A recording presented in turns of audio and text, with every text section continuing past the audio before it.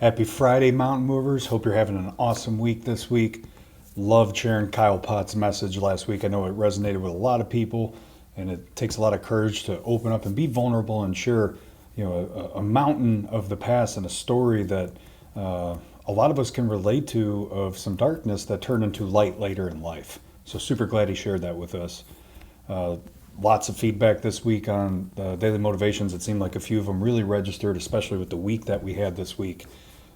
First of which being from Tim Tebow, you never know how the tough times you are going through today will inspire someone else tomorrow.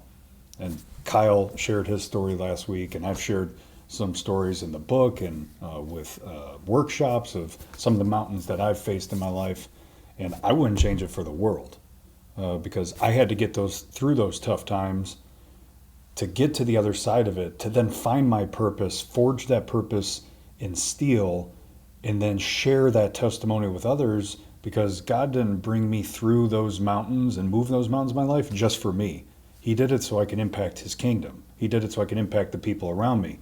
So when they're going through a tough time, they know they're not alone, and I can meet them there and help them, and they could see a way through it.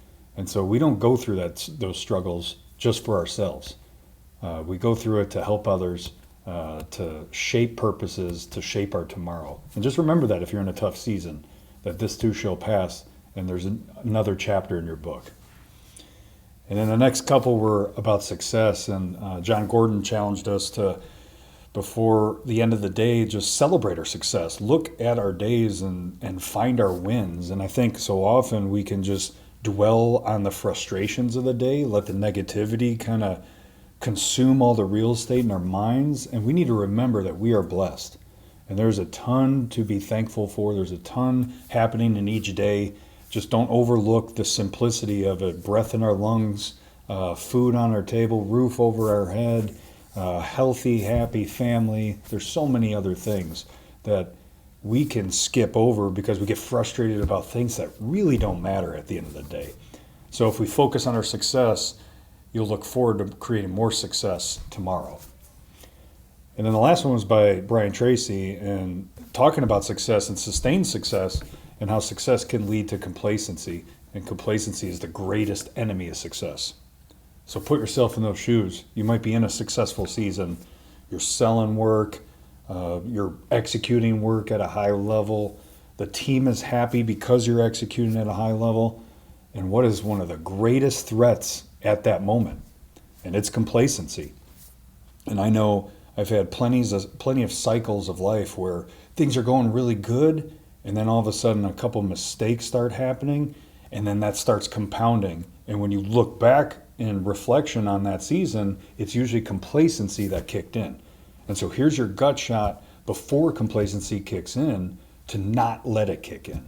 What got you to that point of success? Is it a process? Is it culture? Is it consistency? Is it communication? Maybe it's all of those things. Don't abandon them once success comes. That's what got you there. Keep doing those things. Keep capitalizing on what got you to that point of success, so you don't fall backwards into that trap of complacency. Realize it now before it's too late, where you have to reinvent yourself and redo processes and spin things back up just because you stopped doing what got you to a good point. So I hope that's a good reminder for y'all, and I hope you finish this week strong, and we will see you next week.